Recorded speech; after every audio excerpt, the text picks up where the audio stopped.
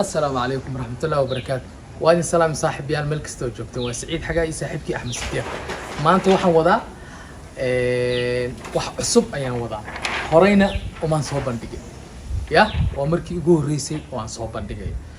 مركو حربا حدو ضدك قار كومنتي كدودي دونا وان أوجح أنا جن مرونك ما بجي علي بإلهي أمريكي واحد سميسا حتى بوك يقلن أما كالكوليتر كاغا أما وحاجة كل سوق هذا كسوقيا بابا مسلسل أحمد وهي سوق هذا مرك في أما فيديو جبوس ده وحاجة سوق هذا مرك كدب شقدم بالله بدونا شقده محيته هذا شقده محيته هاي وحن ما أنتو كبريا سيدال لجوسو صار كرا يعني قف كله بشة ولا شيء جانوري فبراير مارس ابريل ماي جون جولاي اغسطس سبتمبر اكتوبر نوفمبر ديسمبر لبي 10 بلود بشee ka dhashay bishu maxay ahayd markaa yani waxaan ku hayaa tusaale ay halkan ku siin doonaa tusaale ahaan aniga waxaan dhashay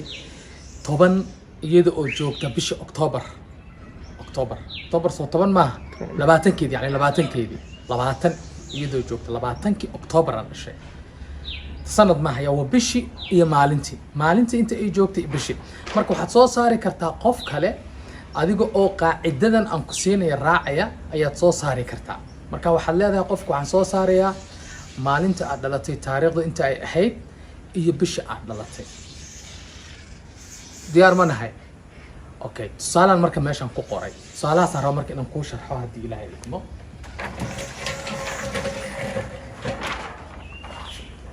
أحمد سيف عمل أركيا. صانع حاجة سايستاجوا عادي. سيف عمل أركيا. واي. halkan waxaan ku qoray tusaale marka wuxuu ku leeyahay aniga iska soo qaaday marka ani markaan iska soo qaadayo qofkaad waxa ku leedahay yani talaabooyinka uu qaadi doono marka saad u fahamto fiiri anigu waxaan dhashay 20kii October 20 ay joogtay maalintaas October marka waxa leega doonayaa yani leega rabaa inaan soo saaro 10kii oo ah 10aad 20kii yani bisha 10aad 20kii 10aad waa October sama October waa bisha 10aad January February March April May June July August September October sama October marka 10 weeyaan bisha 10aad marka waxa laga rabaa bisha 10aad 20kii oo ah maalinta aan dhashay marka tilmaamahan la raacaya marka tilmaamahan ayaa la raacaya okay maxaad ku bilaabaysaa marka waxaad ku bilaabaysaa okay 10kii maxay tahay waa bisha 10aad oo bisha 10aad sama bisha uu dhashay qofka lagu dhuftay 5 bisha aad yani qofkaas uu dhashay waxaad leedahay bisha aad dhalatay adiga ha ii sheegin aniga ha ii sheegin bisha aad dhalatay 5 ku dhufo tira ku soo baxay soma equal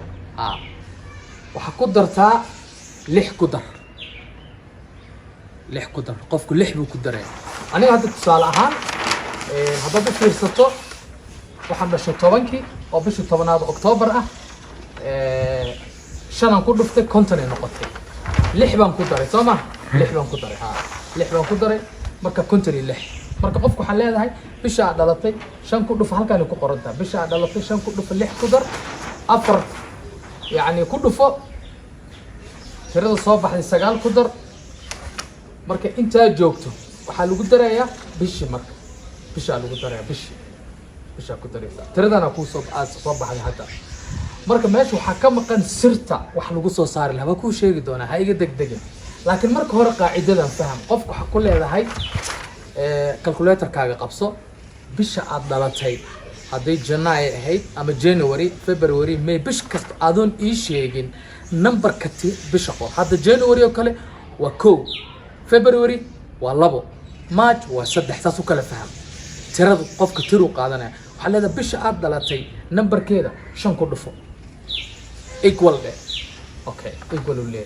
ترى مكو صباح ها لح قدر ترى ده كو صباح لي لح قدر okay قفكو قدري okay هي افر كله فهدنا افر كله فنيا ترى مكو صباح ها سقال قدر سقالو كو مركاسي هدنا قدر يا ترى مكو صباح ها شن كله فوق شن كله فوق okay ترى مكو صباح ها تاريخ ده عدلتي مرك ما يقي جوكتي تاريخ ده عدلتي انت اي جوكتي كدر taariikhda aad dhalatay inta ay joogtay ku dar ma waxaad dhalatay kow may ahayd laba may ahayd saddex may afar macnaha ilaa bishaas kow iyo soddon bay ku dhamaataa soo ma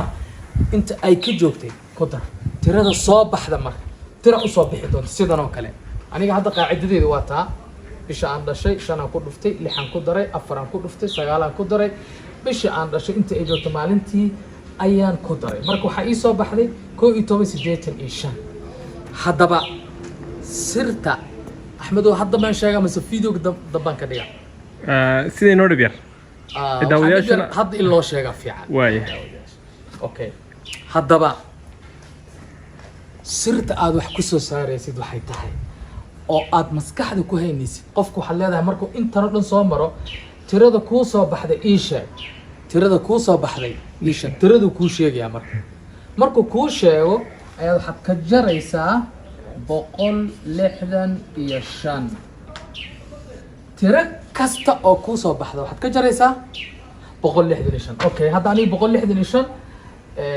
waxaana la iga doonayaa soo ma 5 ka jar eber 8 6 ka jar 2 11